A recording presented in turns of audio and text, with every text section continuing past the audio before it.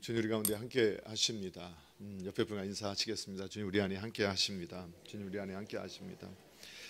네, 오늘 예배 자리에 함께 하시는 우리 모든 분들의 심령과 삶 속에 우리 주님께서 주시는 은혜와 평강이 넘쳐나시기를 주님의 이름으로 축복합니다. 요즘에 그냥 우기 비도 많이 오고 또 더울 때는 너무 덥고 하는 날씨들이 이제 유지되고 있는데 건강을 조심하시고 또 이러한 때에 보니까 코로나 확진자들이 3만 명 가까이 또 다시 늘어나고 있다고 합니다. 이 여름 이 시기예요. 그런데 이제 우리가 하도 이제 전문가가 돼서 초창기에 막 그 코로나가 나왔을 때는 그 치사율 치명률이 높아서 중국의 영상들 보면 우리가 공포심을 가질 수밖에 없었는데, 근데 지금은 이제 그 치명률 치사율 같은 게 낮아져서 그냥 독감 이제 일반 독감 정도 수준의 그러한 그 상태로 그 코로나가 이렇게 위험성이 낮아지긴 했지만, 하지만 여전히 이렇게 독감처럼 아주 고통당하고 아파하시는 분들을 종종 보게 됩니다. 그래서 우리 성도님들께서 이왕이면 항상 스스로 조심하시고, 몸이 좀 불편하시다면 쉬시고, 또 이렇게 본인 스스로 몸이 좀 약하다고 생각하시는 분들은 이렇게 대중교통 밀폐된 공간에 가실 때는 마스크를 쓰시는 것이 본인에게도 다른 분들에게도 도움이 될 줄로 믿습니다. 그래서 여러분 그렇게 지혜롭게 잘 지혜롭게 잘 이 여름을 또 이 코로나를 잘 이겨나가셨으면 좋겠고요. 그 여름 성경학교가 이제 어제 영유아 유치부터 시작을 해서 이제 중고등부 드림열이 또 유초등부 또 이렇게 수련 기도와 여름 성경학교가 또 이번 금토주일 시작이 됩니다. 여기서도 많이 기도해 주시고, 산상성회가 내일까지 우리 이제 숙소동은 내일까지 접수를 받고 그리고 수요일까지 전체 마감을 일단 하게 됩니다. 우리가 이제 우리 성도님들 잘 아시겠지만 저희가 행사를 준비하기 위해서 차량이나 음식이나 여러 그 준비들을 이렇게 해 나가는데 그 계획하셨다고 하지만 뭐 당연히 알겠지 하고 이렇게 신청을 안 하시거나 이렇게 가입을 안 해 놓으시면 준비하는데 많은 지장이 있게 됩니다. 그래서 여러분께서 함께 꼭 참여해 주시면 감사하겠고, 미리 하실 분들은 꼭 신청서를 내주시고, 그리고 뉴라이프 미션에 대해서 이렇게 종종 이제 질문하시는 분들이 계시고, 또 다른 교회 성도님들 혹시 모시고 오는 건 어떻겠습니까?라는 분도 계시는데, 저희 우리 교회에서 이제 앞으로 할 때는 일단 우리 교회 성도님들을 우선으로 하고 또 성도님들의 가족들을 우선으로 이렇게 하려고 합니다. 그래서 혹이라도 지금 열심히 잘 이렇게 신앙생활하면서 이렇게 하고 계신 분들, 또 도전 은혜 받고 뉴라이프 미션에 참여하시면 너무 막 은혜를 받고 좋으셔서 꼭 이렇게 더 모시고 싶은 마음이 더 강하실 수 있겠지만, 가급적이면 우리 남서울 중앙교회 성도님들이 먼저 다 받으실 수 있도록 그렇게 좀 배려를 해주시고, 또 아직 뉴라이프 미션에 참여하지 않으신 분들 여러분을 위해서 기도로 준비하고 있고, 또 어른들의 수련회라고 생각하시면 됩니다. 참여하시면 아마 행복하고 복된 시간이 될 줄로 믿습니다. 그리고 우리가 섬기셨던 분들도 또 팀 멤버로도 열심히 참여하셔서 이 시간에 우리가 좀 넉넉하면 더 여유롭게 섬길 수가 있게 되는데, 여러분들의 마음을 좀 모아주셨으면 감사하겠습니다. 그리고 오늘 저녁 예배 때는 우리가 지금까지 3년 코로나로 인해서 후원을 하지만 가보지 못했던 새 나라에 대해서 우리가 잠시 좀 소개를 하고 일정들을 좀 나누는 시간들을 가지려고 합니다. 그래서 후원하고 계시는 분들은 저녁 예배에 꼭 참여하시거나 온라인을 통해서 꼭 함께 해주셨으면 감사하겠습니다. 오늘 이제 저희가 그 복을 누리는 성도 13번째 시간입니다. 그래서 한 2번 정도 더 준비를 하고 있어요. 그 가운데서 오늘은 그 말을 잘 사용하여야 신앙인이 복을 누릴 수 있다, 이러한 주제를 가지고 말씀을 통해서 은혜를 받는 시간을 가지려고 합니다. 오늘 본문 말씀에서 복을 누리는 성도에 대한 분명한 제시를 해주고 있는 내용을 우리가 함께 읽으셨습니다. 다시 한번 진짜 복을 누리는 성도가 어떻게 해야 되는가, 이 베드로를 통해서 주님께서 계시하게 하신 말씀을 다시 한번 집중해서 한번 읽어보면 좋을 것 같습니다. 함께 읽겠습니다. 시작. 그러므로 생명을 사랑하고 좋은 날 보기를 원하는 자는 혀를 금하여 악한 말을 그치며 그 입술로 거짓을 말하지 말고. 아멘. 예, 이거는 시편 34편 12절 이하의 말씀을 베드로 사도가 구약의 시편 말씀을 인용해서 이제 이 말씀을 다시 신약의 성도들에게 주고 있습니다. 이 말씀은 현세에서 어떻게 복을 누리느냐. 그런데 베드로서가 자체가 종말에 관한 내용을 담고 있기 때문에 종말의 성도가 어떠한 방향으로 나아가야 복을 누리고 영원히 그 복을 빼앗기지 않는가, 그것에 대한 권면의 말씀으로 이해를 할 수 있습니다. 그런데 여기서 보면 생명을 사랑한다라고 할 때 이 생명을 사랑한다라는 말을 여러 번역본을 찾아보거나 원어를 보게 되면 이 장수하는 사람, 어떤 사람이 장수하는 사람이 되느냐, 이런 의미라고 이해할 수 있습니다. 그러니까 생명을 사랑하는 사람, 장수하는 사람, 그런 사람은 어떤 사람인지, 그리고 좋은 날 보기를 원하는 사람, 좋은 날 보기를 원하는 자, 이렇게 표현했죠. 이것을 보면 다른 번역본들을 보면 복된 날을 살고 싶으냐, 이렇게 번역을 하고 있어요. 또 행복한 날을 보려는 사람은, 이렇게 표현하고 있어요. 그러니까 오늘 베드로를 통해서 이 땅을 살아가면서 종말을 살아가는 저와 여러분이 성도가 되어서 모두가 그러면 행복을 누리는 것이 아니다라는 거죠. 모두가 이 행복한 날, 복된 날을 사는 것이 아니라는 거죠. 그러니까 성도가 복된 날을 살고 싶고 행복한 날을 보기를 원한다면 어떻게 해야 되느냐 보니까 뭘 한다고요? 혀를 금하고 악한 말을 그치며 그 입술로 거짓말하지 말아라. 이게 말을 잘 해야 된다. 혀를 잘 다스려야 된다. 이렇게 말씀하고 있어요.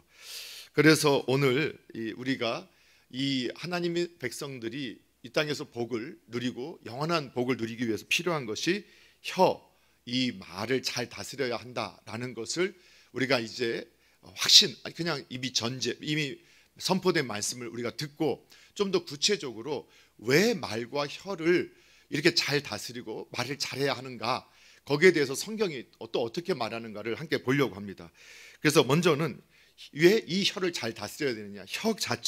혀에게는 말에는 권능이 있기 때문이고, 그리고 이 말은 곧 그 사람 자체를 보여주기 때문이다. 그것을 이제 우리 오늘은 제가 여러분에게 말씀을 좀 많이 해석하기보다 성경 말씀에 이 말에 대한 권면이 정말 많이 나오죠. 그래서 오늘 그 말씀들을 찾아볼 겁니다. 자, 오늘 성경을 다 펴셔야 됩니다.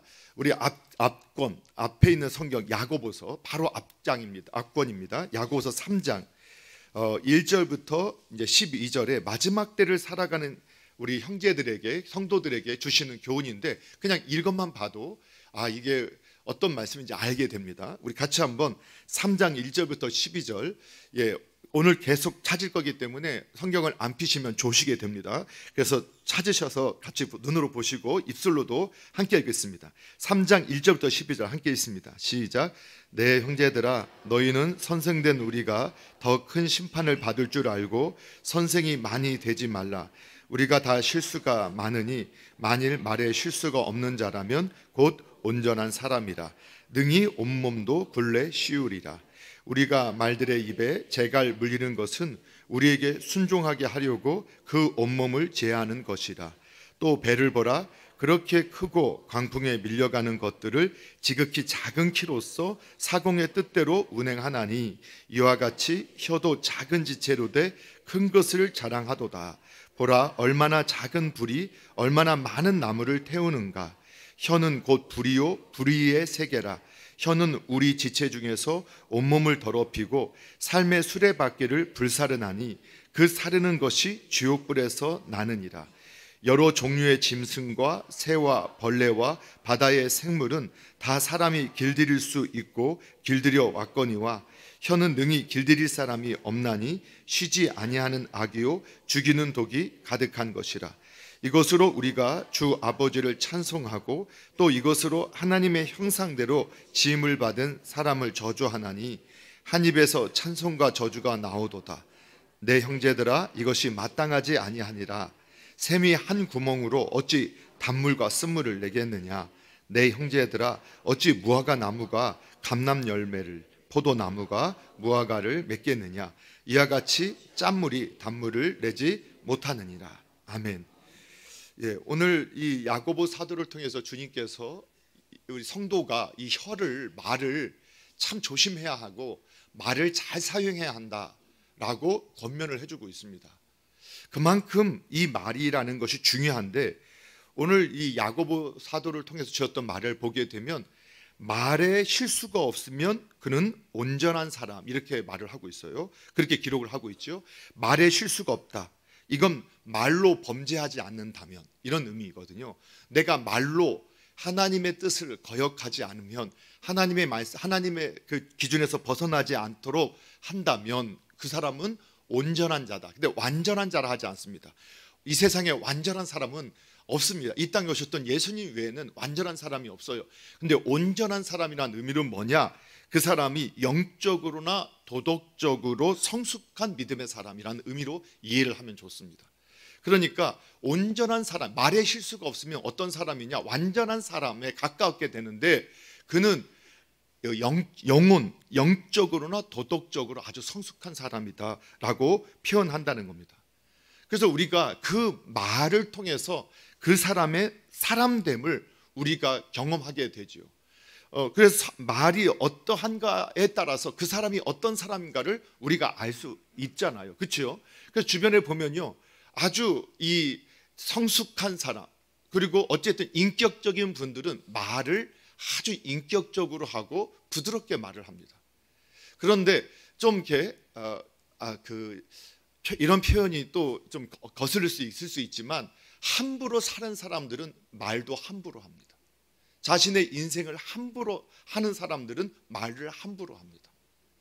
천한 말을 아주 쉽게 해버립니다. 그래서 누가복음 6장 45절에 보게 되면, 선한 사람은 마음에 쌓은 선에서 선을 내고 악한 자는 그 쌓은 악에서 악을 내나니 이는 마음에 가득한 것을 입으로 말함이니라. 그러니까 사람이 그 마음에 선한 것을 쌓은 사람, 그렇게 훈련하고 그렇게 성장한 사람은 행동도 말도 선하게 나오고, 악하게 살고 천하게 살면 말도 행동도 천하고 악하게 나오게 돼 있다. 그래서 오늘 이 야고보 사도를 통해서 무화과 나무가 감람 열매 맺을 수 없고 포도나무가 무화과 열매를 맺을 수 없다, 이렇게 표현하죠. 그래서 예수님께서도 마태복음 12장 33절에 보게 되면 나무도 좋고 열매도 좋다 하지 않겠느냐, 또 그 열매로 그 나무를 알 수 있다. 그 열매를 보면 그 나무가 어떤 나무인지 안다는 거예요. 그 행동과 말은, 그래서 행동과 말은 성경에 보니까 같이 가는 것이지 결코 숨길 수 없는 거라는 거죠. 그래서 그 말은 그 사람의 사람됨을 보여주는 거라는 거예요. 그래서 또 한 가지 보니까 오늘 그 야고보 3장 6절에 보면 이 말이라는 게 얼마나 큰 힘을 갖고 있느냐. 삶의 수레바퀴를 불사른다. 수레바퀴라는 게 굴러가는 거죠. 인생의 길을 완전히 한순간에 불살라 버릴 수 있는 게 뭐냐? 이 말, 혀다라고 성경이 말씀하고 있죠. 다른 번역본을 보면 이 본문에 대해서 혀는 불과 같습니다. 혀는 우리 몸의 한 부분이지만 온몸을 더럽히고 세상살이의 수레바퀴에 불을 질러 망쳐버리는 악의 덩어리입니다. 아니 신앙인들에게 편지를 쓰면서 신앙인들의 혀가, 말이 악의 덩어리래요. 악의 덩어리. 한 번에 완전히 삶을 망쳐버릴 수 있는 것이 이 혀다, 이렇게 표현을 하고 있죠. 그리고 그 혀 자체도 결국 지옥불에 타버립니다. 이 혀를 잘못 사용한 사람은 결국은 지옥에 떨어진다. 아니 무서운 경고잖아요. 어떻게 신앙인들이 예수 믿으면 천국 가죠. 예수님 믿고 천국 가는데, 이게 이 말을 잘 다스리지 못하는 사람, 그 믿음이 약한 사람이기도 하지만 실제로 믿음이 없는 사람일 수도 있다. 이렇게 우리에게 경고를 하고 있는 것처럼 우리가 들리게 되죠. 그래서 이 삶의 수레바퀴, 인생의 행로를 계속 불사르게 한다. 그 말에는 능력이 있어요. 삶의 방향을 결정해버려요. 삶을 태워버리기도 하고 살리기도 해요. 그래서 오늘 이 야고보 사도 4절 5절에 보면은 배에 대한 비유를 들어서, 그 당시도 배는 있었고, 배가 아무리 거대한 무슨 우리가 보면 큰 유람선이나 아니면은 뭐 항공모함 같은 거대한 배도 결국은 그 뒤에 붙어 있는 작은 키, 물론 뭐 그런 키가 작지는 않겠지만 그 항공모함에 비하면 뒤에 달려있는 그 키는 너무나 작은 것 같이 보이지만 그 키가 결국은 그 배의 방향을 다 좌지우지한단 말이에요. 우리 몸의 혀가 항공모함의 그 키와 같이, 배의 키와 같이 작은 것 같지만 결국은 우리의 삶의 방향을 결정하게 된다. 이렇게 성경이 말씀을 하고 있지요. 그래서 이 작은 것이, 작은 불이 온 나무를 불태우는 것처럼, 아니면 이 불을 잘 사용하면 우리의 삶에 유익이 되는 것처럼 혀를 잘 관리하지 못하고 다스리지 못하면 행복을 누리지 못한다. 그 복을 누리기를 원하는 사람은 이 혀, 이 입술, 말을 잘 다스리고 관리해야 된다라고 이렇게 말씀을 하고 있지요. 그래서 이 간디 잘 인도의 간디 잘 아시죠? 뭐 이분도 뭐 요즘에 나오는 어떤 내용들을 다 접해보고 보면 인간은 온전하고 완전하지 않아요. 뭐 그 시대 가운데, 그러나 어쨌든 그 시대 지도자였던 분이었고 선한 영향을 미쳤던 분 중에 한 분인 것은 분명하죠. 그는 영국에서 유학을 했기 때문에 기독교에 대해서 누구보다 잘 알았지만 결국은 그는 기독교를 받아들이지는 않았어요. 그러나 그의 삶은 기독교의 가르침을 따라서 사는데, 물론 그의 종교를 벗어나지는 못했지만 기독교 사상, 이 가치를 따라 사는 모습이 있었는데, 그가 뭐라고 이런 표현을 했냐면 이런 말을 했어요. 이것도 너무 많이 알려진 말인데 간디가 했으니까 좀 더 우리가 또 귀가 더 열리거든요. 뭐라고 말을 했느냐? 너의 믿음은 너의 생각이 된다. 너의 생각은 너의 말이 된다. 너의 말은 너의 행동이 된다. 너의 행동은 너의 습관이 된다. 너의 습관은 너의 가치가 된다. 너의 가치는 너의 운명이 된다. 혀라는 것이 결국은 뭐냐? 내 신념, 우리가 이제 신앙인들한테는 믿음이라고 하겠죠. 근데 사람들은 자기 각자 가지고 있는 그 신념, 자기가 생각하는 그 바, 이미 새겨진 그 세계관, 그 가치관에 의해서 그 생각을 하게 되어 있어요. 모든 걸 그렇게 생각하고 해석하게 됐죠. 그리고 그 행동, 해석이 그렇게 말로 나오게 되어 있어요. 그리고 그 말이 결국은 그의 행동을 좌우하게 된다는 거예요. 그리고 그 행동은 습관이 되고, 습관은 또다시 그의 삶의 가치로 또 다시 자리 잡게 돼요. 더 자신의 가치를 강화하게 되겠죠. 그리고 그렇게 되면 그 가치를 따라 사는 그 사람은 그 가치가 그 삶의 운명이 되어지게 된다. 결국은 혀라는 것은, 말이라는 건 뭐냐? 자신 속에 있는 가장 중요한 가치, 곧 자기를 드러내는 것이다. 이렇게 표현하고 있는 거예요. 그렇기 때문에 이 말은 권능이 있어. 성경이 권능이 있다고 말씀하고 있고, 그리고 이 혀는 그 사람 곧 자체다. 이렇게 그 말이 그 사람 그 자체를 보여주는 것이다. 성경이 말을 하고 있다는 거예요. 자, 오늘 성경을 꼭 필요하겠죠. 이제 앞으로 쭉 넘어갈 거예요. 우리가 성경 다 이미 이제 잠언서 다 읽고 넘어가셨지만 잠언서 말씀만 오늘 제가 계속 찾아볼 거예요. 왜냐하면 잠언서는 신앙인들의 자기 개발서예요. 하나님께서 신앙인들에게 주긴 자기 개발서, 인생을 어떻게 운전해야 복을 누리는가. 그래서 어떻게 보면 여러분 매일 잠언서 한 장씩 읽으시면서 그 잠언 말씀에 순종하면, 그 말씀을 따라 살면 그냥 복을 누린다고 저 확신해요. 그 정말 그렇게 되어 있어요. 자, 그런데 그 잠언서에 이제 뭐라고 써 있느냐? 우리가 말에 대해서 정말 많은 권면을 줘요. 그만큼 잠언서에서 가장 많이 등장하는 내용이 잠언에 대한 내용이란 말이에요. 그만큼 이 혀를 잘 다루는 것이 그 복을 누리는 게 결정적인 역할을, 예수님 안에서도 정말 결정적인 역할을 하는구나. 이미 영원한 복은 우리가 가졌지만 인생의 복을 누리기 위해서 이 혀, 말, 입술을 얼마나 잘 관리해야 되느냐, 이거를 정말 많이 반복하고 있지만 그 중에 몇 가지 찾아볼게요. 먼저 잠언서 13장 3절 말씀 찾으셨으면, 찾은 척 하시면 계속 졸아요. 이제 계속 찾을 거기 때문에, 자, 찾으셨으면 같이 한번 읽어보겠습니다. 시작. 입을 지키는 자는 자기의 생명을 보존하나 입술을 크게 벌리는 자에게는 멸망이 오느니라. 아멘. 이 동일하게 야고보 사도가 예수님의 성령의 감동을 받아, 예수님의 영의 감동을 받아서 기록한 그 내용과 같은 거죠. 결국은 입을 지키는 자가 생명을 보존하고 입술을 크게 벌리는 자가 멸망을 당하게 된다.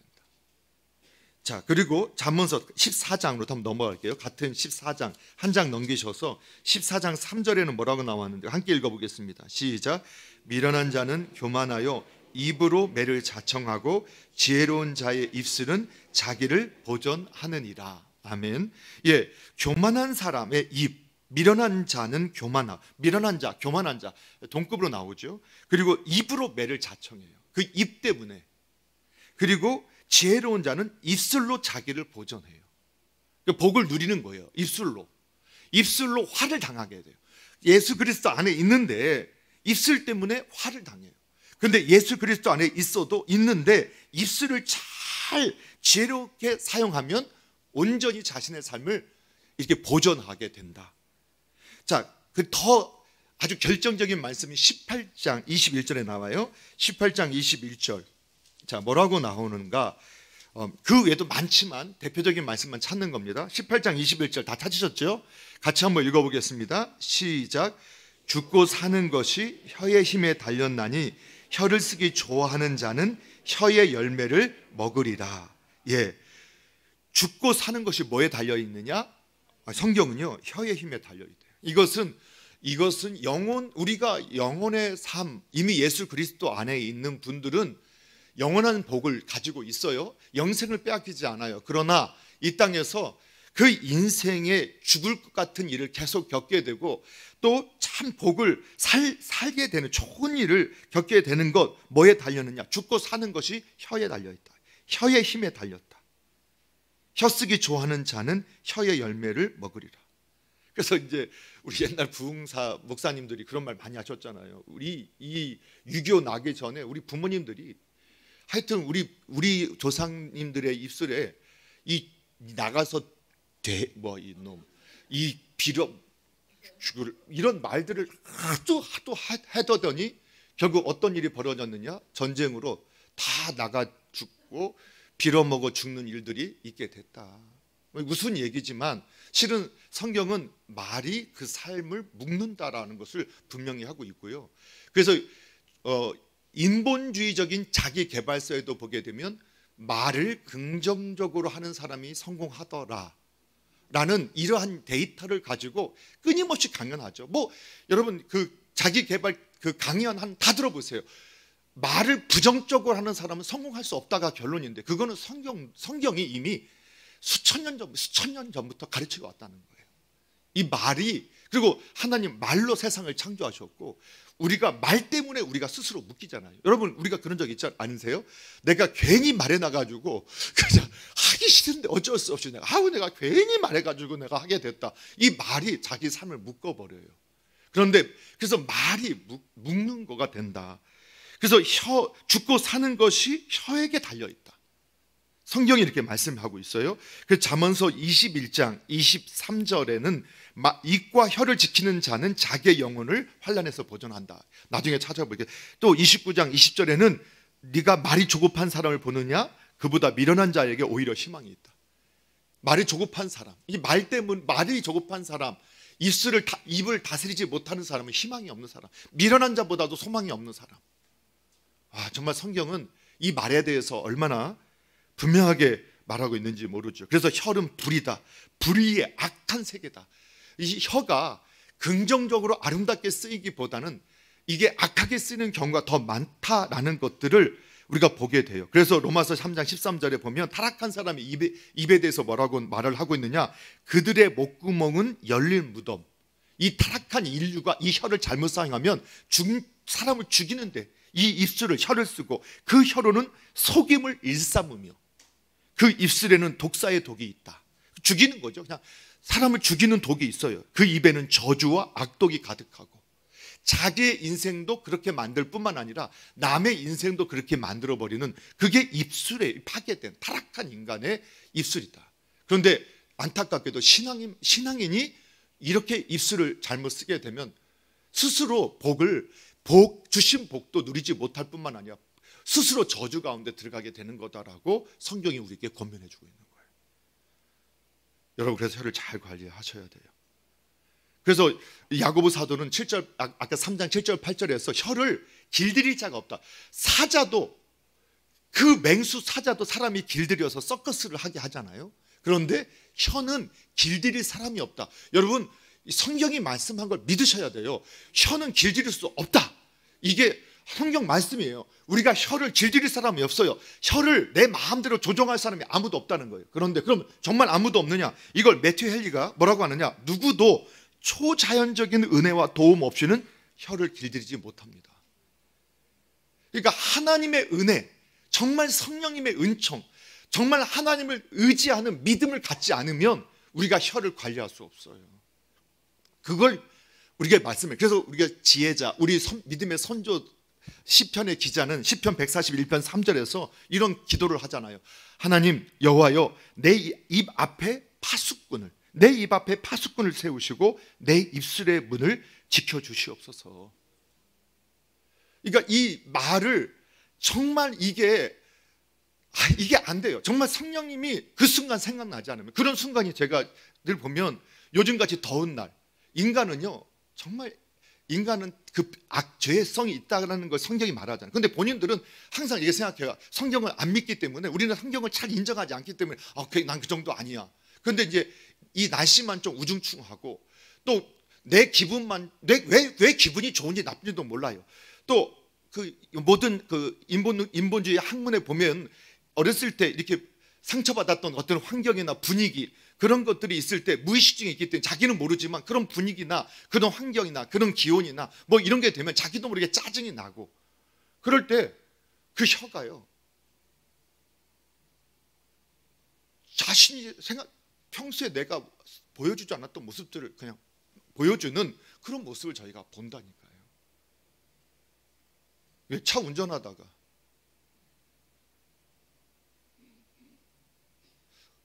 하여튼 이런 좋지 않은 예를 제가 또 들지는 않겠습니다. 하여튼 그래서 혀를 잘 관리하셔야 돼요. 잘 관리하라, 다스려라. 그런데 우리 힘으로 안 되니까 저와 여러분 어떻게 하셔야 돼요?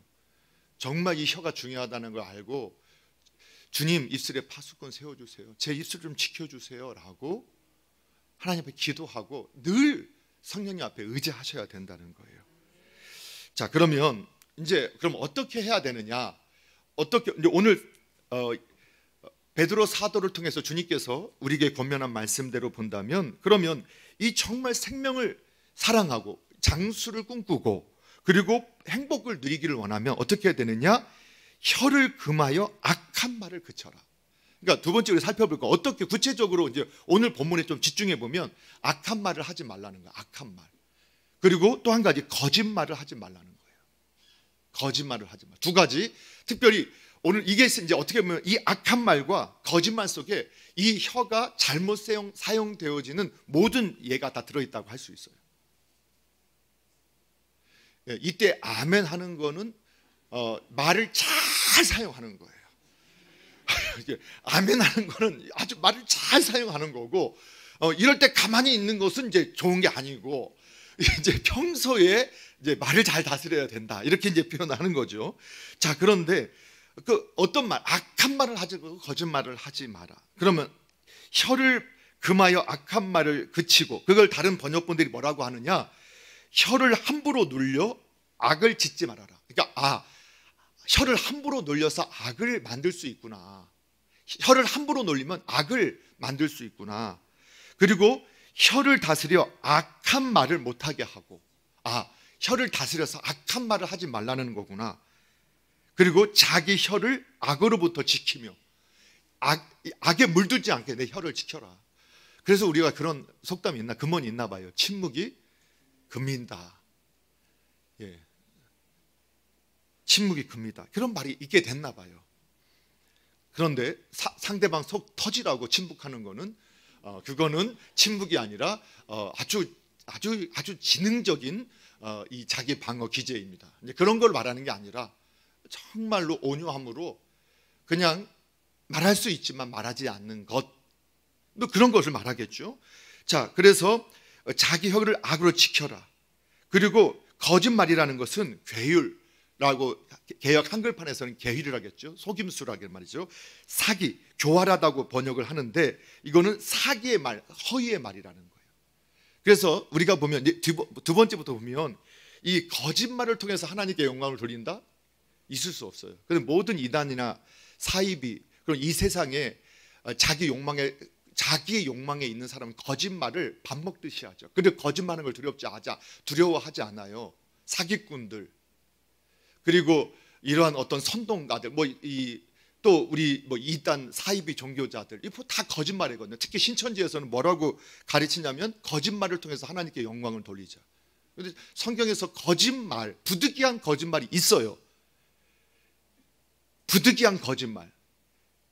근데 하나님이 거짓말을 선하게 말한 적이 없어요. 부득이한 거짓말, 어떤 거짓말이 부득이한 거짓말일까요? 예? 부득이한 거짓말. 나 집 없다고 해라. 이게 부득이한 거짓말인가요? 그래서 신앙에는요, 부득이한 거짓말도 하지 말아야 돼요. 그런데 어쩔 수 없는 거짓말이 성경에 보니까 하나님께서 그것에 대해서 옳다 그르다 말하지 않는 그런 상황들이 나오는, 그게 어느 때냐? 타인의 생명을 구하고 때. 그 라합이 정탐꾼의 생명을 지켜주잖아요. 그래서 거짓말 하잖아요. 근데 하나님 그걸 가타부타, 그 거짓말에 대해서는 말하지 않고 하나님이 그 땅을 이미 이스라엘에 주셨다는 소문을 들었던 그 믿음에 반응한 그 믿음을 칭찬하세요. 거짓말에 대해서 칭찬한 게 아니에요. 그 행위, 거짓말에 대해서는. 그래서 부득불할 수 있는 거짓말. 국군이, 옛날에 그 전쟁 영화에 국군이 숨어 있어요. 나 거짓말 하면 안 되니까 내 여기 숨어 있어요. 독립군이 숨어 있어요. 나는 거짓말 하면 안 되니까 여기 독립군 숨어 있어요. 어저께부터 와서 숨어 있었던 거요. 이렇게 말하면 그거는 이제 거짓말 하지 말라, 이 말의 의도.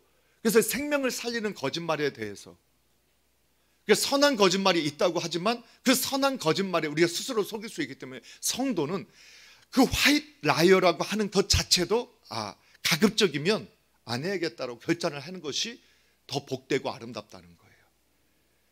여러분, 이게 시간이 지나보면 과거에 당연했던 것들이 오늘날, 그때 그냥 한마디 던졌던 거짓말들이 그냥 태풍이 돼서 돌아오는 것들을 우리가 본단 말이에요. 그래서 여러분 혹시라도 신천지 혹시 계신 분 있으세요? 빨리 나오셔야 돼요.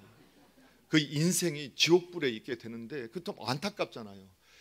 오히려 신앙인보다 더 그냥 어떻게 보면 노예처럼 부림을 받고 공포 속에 살다가, 그리고 마지막에 눈을 떴을 때 정말 그 영혼이 버림을 받으면 안 되잖아요.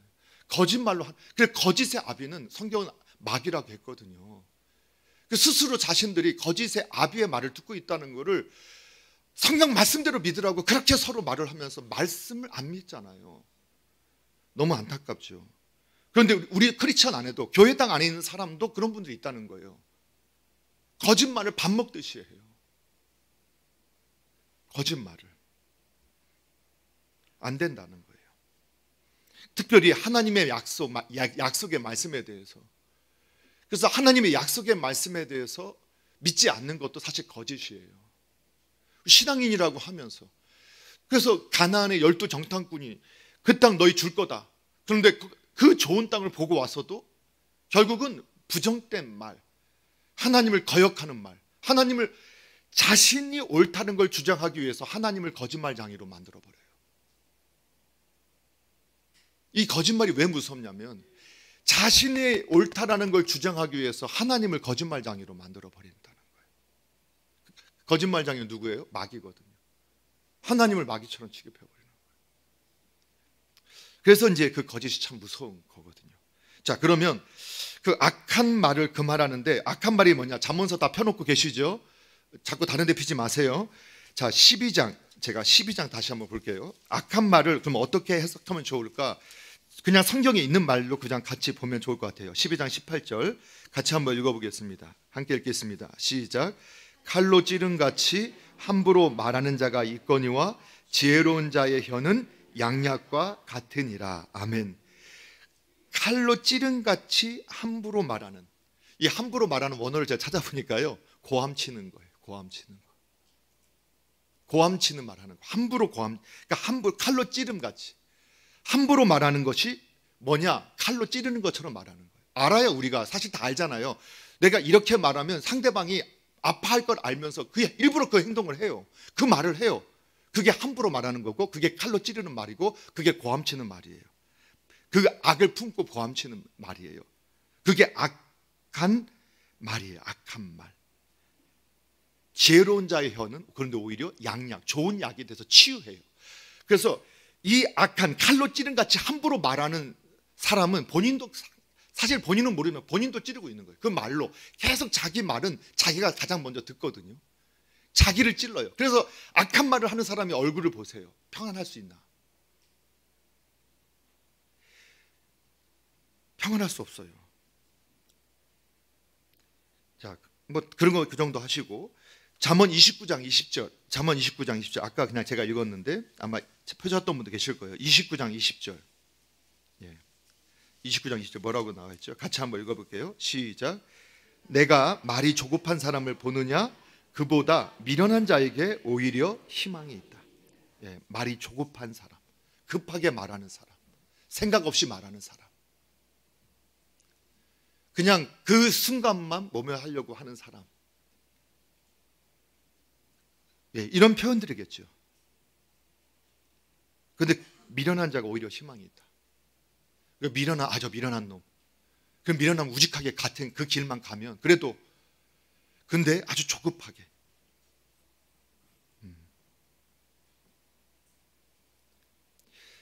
그래서 또 악한 말 하나 더 찾아볼게요. 잠언서 15장 1절 한번 볼까요? 잠언 15장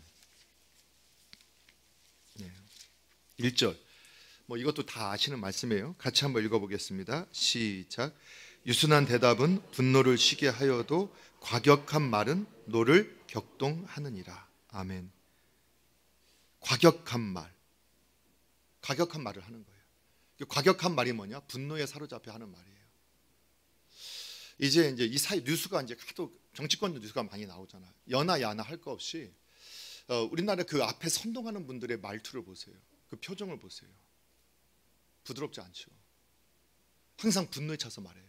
왜? 내가 분노해야 분노시킬 수 있기 때문에 그래요. 정말 안타깝죠. 말을 함부로 해서. 그래서 여러분 우리가 참 웃는 얼굴에 뭐 못한다고 하죠? 침 못 뱉는다. 그러니까 우리가 이제 우리의 삶에도 우리의 지혜도 인생의 지혜로도 봐도 한쪽만 화나면 절대 싸움이 안 일어나죠. 근데 이 분노의 감정을 접하면 사람이 같이 분노로 반응해요. 제가 이제 실험할 수도 있지만 지금 안 할게요. 갑자기 이러다가 이런 실험하면 또 이상해질까 봐. 아마 제가 이유 없이 한 30초 정도 웃으면요 여기 다 따라 웃을 거예요. 제가 한번 해볼까요? 그냥 30초 정도 제가 이유 없이 그냥 깔깔깔깔깔 하기 시작하면요 여러분도 이유 없이 그냥 깔깔깔깔 거리기 시작해요. 웃으면 웃음으로 뭔지 모르지만 웃으면 웃음으로 나와요. 근데 짜증 내면 짜증으로 나와요. 분노하면 분노로 대적해요. 그래서 우리가 그 사람이 온전한 사람이 되는 사람이 그래서 그 말을 잘 다스리는데 그 말과 감정이 같이 가잖아요. 그렇죠? 그래서 이제 우리가 그래도 우리가 어떻게 보면 밖에서는 잘하는데 그래서 가장 그 인격이나 그 성숙이 가장 나타나는 것은 누구냐? 어떤 가족이에요. 가족. 그래서 가족에게 말을 함부로 하지 않는 분이 성숙한 분이에요. 정말 최고의 성숙한 분이에요. 또 같은 친밀한 가치 있는 가까이 있는 분에게 함부로 말하지 않고 행동하지 않는 사람이 정말 성숙한 온전한 사람이다. 영적으로 도덕적으로 성숙한 사람이다. 왜 그럴까요? 여러분 우리가 보면요 항상 가까이 있는 사람 다 이해해 줄 것 같아서 그래서 제가 밖에서는 예를 들면 제가 말을 실수했어요. 제가 장로님, 권사님, 집사님한테 아니면 밖에 나가서 어떤 사람한테 실수하면 죄송합니다. 죄송합니다. 제가 실수했네요. 죄송하다는 말 한 100번쯤 할 것 같아요. 그런데 제 배우자, 부모님, 자녀에게는요 함부로 말을 하는 자녀들이 많고 그냥 제가 이제 문득 깨달았던 것 중에 하나가 제가 부모님하고 대화하다 보면 자꾸 막 짜증을 내요. 얼마나 회개했었겠어요. 요즘에 정말 그렇게 안 하려고 노력을 하거든요.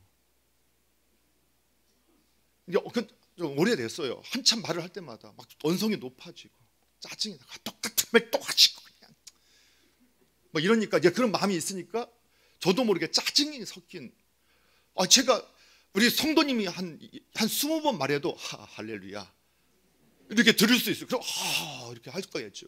근데 저희 아버님이 한마디 하고 똑같은 말 한 번 더 하면 참 다 알아들었다니까요. 그래서 이제 전력을 바꿔서 듣다 힘들면 아버지 저 잠깐 쉴게요 하고 자리를 비우자. 또 지금 이불을 들으실라나? 그래서 뭐 그렇게 이제 전략을 바꿔서 같이 있으면 범죄하게 될까봐 부모님한테는 함부로 말해요. 우리 아이들도 그러더라고요. 엄마 아빠한테는 막 짜증을 함부로 내잖아요. 밖에서는 선배님한테도 한 살 많은 선배한테 선배님 저희 아이들이 말을 하는데 말투를 하는데 우리 선배님이 그러셨어요. 야 아빠가 더 어른이다. 그렇게 말을 해도 그거 못 바꾸는 선배님은 너무 존경스러운 거예요. 근데 아버지는 아무것도 아닌 거예요. 예를 들면 그런 거죠. 우리 애들 그렇다기보다. 그렇잖아요. 또 밖에서 남편한테는 교회 안에서 이런 거죠. 목사님한테는 너무 부드럽게 대답하는 분이 남편한테는 너무 독살 맞게 한다. 뭐 예를 든다는 거예요. 우리 교회 성도 아무도 안 그러세요. 제가 알아요. 그런데 그런다는 거예요. 아니면 우리 장로님들 막 권사님 바른 교회 와서 장로님들 우리 집사님들이 막 권사님들한테는 부드럽게 말하는데 집에 가서는 조금만 실수하면 그냥.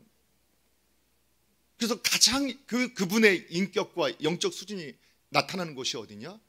가정, 가장 가까이 있는 사람과 있을 때. 그걸 우리가 알잖아요.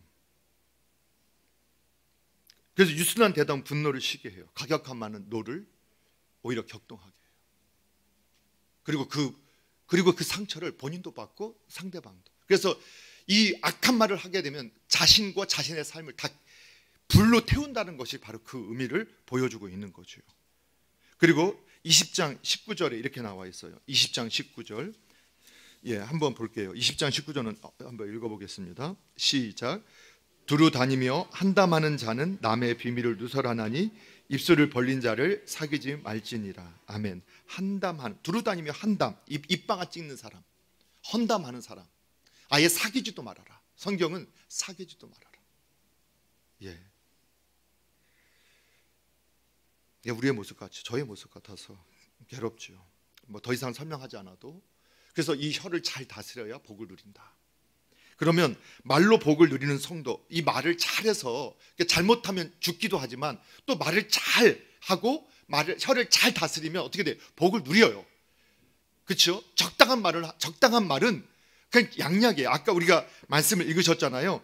우리가 잠언서 말씀 그에 있어 보면은 잠언서 12장 18절에 보면 지혜로운 자의 혀는 양약과 같다. 그 지혜로운 자가 지혜로운 말을 잘해서 함께 있는 사람을 행복하게 만들고 즐겁게 만들고 다른 사람도 행복하게 만들고 자기도 행복하게 만들어요. 그렇죠? 그래서 그런 사람은 어떤 복을 누리느냐? 크게 이건 간단하게 이미 다 찾아봤던 말씀이니까 그냥 제가 읽어드릴게요. 잠언서 13장 3절에 보게 되면 입을 지키는 자는 자기의 생명을 보존한대요. 자기의 생명 보존해요.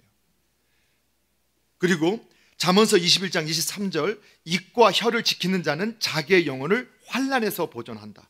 환난에서 하나님이 보호해 주세요. 환난에서. 그러니까 인생은 환난이 있어요. 그런데 입을 잘 사용하면 환난을 이겨나갈 수 있어요. 또 잠언서 14장 3절에 보게 되면 미련한 자는 교만하여 입으로 매를 자청하고 지혜로운 자의 입술은 자기를 보존한다. 미련한 자는 계속 말로 계속 맞을 자리를 찾아가요. 계속 맞을 짓을 해요. 맞을 말을 해요. 그런데 지혜로운 사람은 입술을 지켜서 자기를 그 어려운 상황에서도 자기를 지킨다.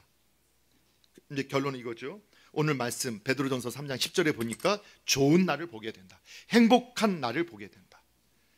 결국은 말을 잘 다스리는, 혀를 잘 다스리고 말을 잘하는 사람이 행복한 날을 보게 돼요. 그걸 믿으시기 바랍니다. 여러분, 이것을 한다고 해서 말을 잘못 지옥 간다. 지옥 갈 만큼 위험하다고까지 성경이 말하지만 여러분, 천국 가고 지옥 가는 건 저와 여러분의 삶에 예수 그리스도가 주인이냐 아니냐예요. 예수 십자가의 피가 있느냐 없느냐예요. 그걸 믿으셔야 됩니다. 이거를 해서 우리가 또 잘 되고 안 되고 이게 하나의 무슨 공식처럼 기계적으로 작동하는 것도 아닐 수 있어요. 그러나 성경은 예수 그리스도 안에 있는 성도에게 권면하고 있거든요. 자기의 혀를 잘못 다스리면서 스스로 자기가 그 대접을 받으면서 더 분노해요. 저는 그런 분을 봤거든요. 본인이 함부로 말을 하는데 자식이, 자기 배우자가 자기를 인정해주지 않는다고 또 더 분노하면서 말을 해요. 왜? 나는 너희들을 위해서 이렇게 말을 하고 있는데. 그러니까 그 말이 잘못됐구나.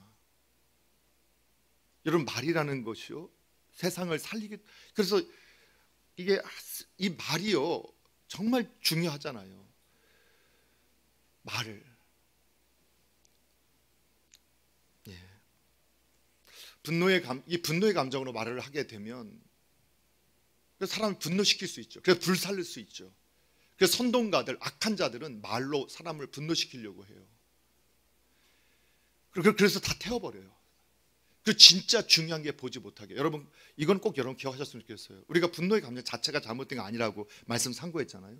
근데 분노가 있을 때 말도 조심해야 될 뿐만 아니라 우리가 분노할 것은 뭐라고 했어요? 분노해야 할 것은 뭐라고 했죠? 사람이 아니라 그 일, 그 사건, 그 환경, 그 문제에 우리가 분노해야 되거든요. 그런데 그거를 우리가 하지 못해요.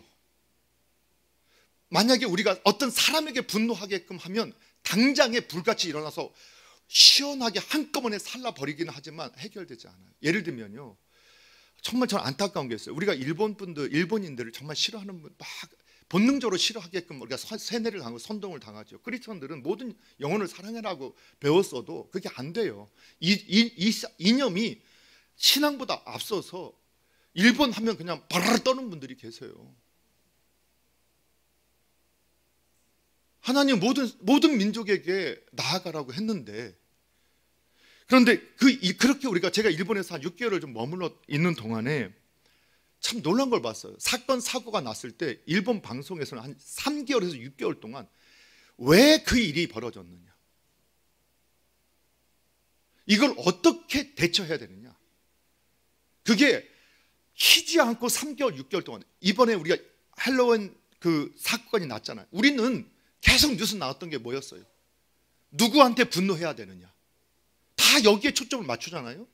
대부분 뉴스가 그랬어요. 아주 소수가 문제의 원인을 좀 찾아보긴 했지만 대부분의 뉴스, 그래서 우리 기억나는 건 누구 잘못이냐 이거밖에 기억 안 나요. 근데 그 일본 방송에서 뭐가 나온 줄 아세요? 우리 이태원 그 현장을 그들이 와서 똑같이 이렇게 만들어 놓고 몇 명이 섰을 때 이런 문제가 생긴 날을 거기서 분석하고 이런 일들이 벌어지지 않게 하려면 어떻게 해야 되느냐, 거기서 방송을 하는 거예요. 그렇게 자신했던 일본도 하나님이 재해를 주니까 몇 지진 9단계가 와도 후쿠시마 괜찮습니다 했지만 위아래로 흔들어 버리니까 인간은 그래서 교만할 수는 없어요. 그래서 일본인들이 무섭다는 게 뭐예요? 앞에서 분노하지 않지만 그러나 정확하게 본질을 꿰고 있고 그러고 하잖아요. 그래서 일본이라는 나라가, 여러분, 우리가 일본에 침략당했다고 일을 가는 분들이 있잖아요. 근데 그들이 미국에게 침략당하고 유럽에게 침략당했는데 이를 갈면서 왜 우리가 왜 우리가 약했는가, 그걸 분석하고 그거를 배우려고 독일에, 유럽에, 미국에 사람을 보내서 사람을 키우고, 그리고 짧은 시간에 유럽 강국과 전 세계가 힘으로 겨룰 수 있는 나라까지 자기 나라를 키우잖아요. 그게 무서운 거예요. 앞에서 화내는 게 무서운 게 아니라. 정말 좋지 않은 예를 들어서 죄송합니다. 우리가 싫어하는 나라를 예를 들어서 죄송한데 그런 것들을 우리가 배울 수 있어야겠죠. 이제 결론을 맺습니다. 제가 예전에 이제 말에 대해서 말씀을 드렸다가 이건 저도 똑같이 좀 해봐야겠다, 이렇게 어느 분이 도전하더라고요. 내 말을 상대방의, 제가 말을 할 때, 누군가 말을 할 때 그분에게 주는 선물이라고 생각하라. 제가 이제 옆에 사람에게 말을 하는 거를 선물을 준다고 생각하고 말을 해라, 이런 표현을 하더라고요. 그리고 여러분이 주는 선물을 받은 분이 그걸 보고 기뻐하느냐, 그걸 버리느냐. 이제 그렇게 질문을 했는데 참 좋은 도전이 됐었던 기억이 있어요. 제 말을 받은 분들은 선물을 받은 것처럼 느낄까? 아니면 장난해? 그래서 버릴까 하는 생각이 들어요. 이건 제가 이제 우리 교회 안에서 설교 말에 관한 설교할 때마다 계속 마지막 결론에 했던 말 동일하게 할게요. 왜냐하면 이게 너무 그냥 설교가 항상 맞아요. 이게 이제 누가 어디서부터 왔는지는 잘 모르겠어요. 제가 그 누가 했는지 찾아보려고 했는데 잘 모르겠는데 혹시 아시는 분 있으면 저한테 가르쳐 주세요. 말 한마디라는 그 내용 아시죠? 이거 이런 다 들어보면 다 아세요. 부주의한 말 한마디가 싸움의 불씨가 되고 잔인한 말 한마디가 삶을 파괴합니다. 쓰디쓴 말 한마디가 증오의 씨를 뿌리고 무례한 말 한마디가 사랑의 불을 끕니다. 은혜스러운 말 한마디가 길을 평탄하게 하고 즐거운 말 한마디가 하루를 빛나게 합니다. 때를 맞는 말 한마디가 긴장을 풀어주고 사랑의 말 한마디가 축복을 줍니다. 이분은 누가 썼는지 잘 모르지만 이분은 하나님의 그 일반 계시를 깨달았던가 하나님의 계시를 정확하게 이해했던 사람인 것 같습니다. 여러분 예수 그리스도 안에 복을 누리기를 원하신다면 입술, 혀를 잘 관리하셔야 돼요. 그러면 행복한 날을 맞이하게 되는데 그 복을 누리는 저와 여러분 되기를 주님의 이름으로 축복합니다.